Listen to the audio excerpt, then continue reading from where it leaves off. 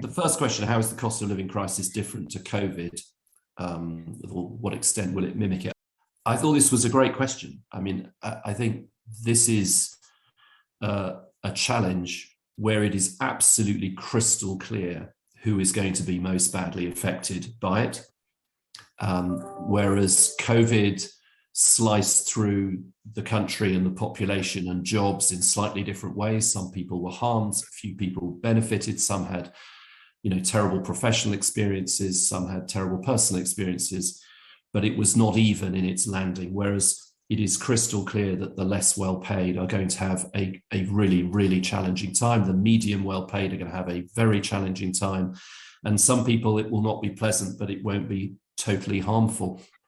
And that's helpful to know with crystal clear, acuity, which people we need to go out of our way to look after.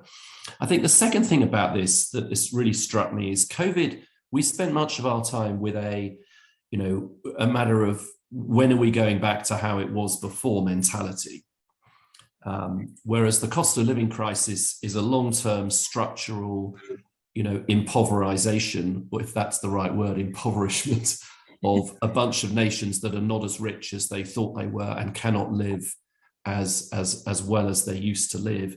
There has been a booster blow to that deterioration over time from this war, from energy prices, but actually it's a long-term structural problem around wealth creation, around productivity, around investment in the national skills pool. This has gone on for a long time. So again, this is a different character of event. It is part of a long-term challenge with the booster rockets of a war to make it feel as if it's sudden, but it isn't. I also think one shouldn't forget that there were genuine, a benefit doesn't feel like the right word, but in the same way that there were some benefits to the Blitz in the Second World War of social capital, social solidarity, we definitely had a we are all in it together feeling about COVID, which we no longer have. And that means that there are no social capital upsides. There is the possibility of more division if we don't take the right kinds of steps. And I think that's way more threatening than COVID.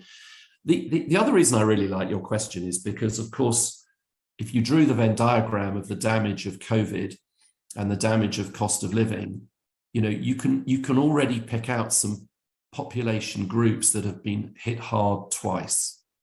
And I think that's really a distressing thought to live with. So if you just think about hospitality staff, don't get paid a great deal anyway. You then have a terrible period when you're off work, when your restaurants, your bars, your cafes are shut, or they're shut for a while, or there's very few people coming into them, and you're accepting lower earnings. You've eradicated whatever financial resilience large numbers of people had.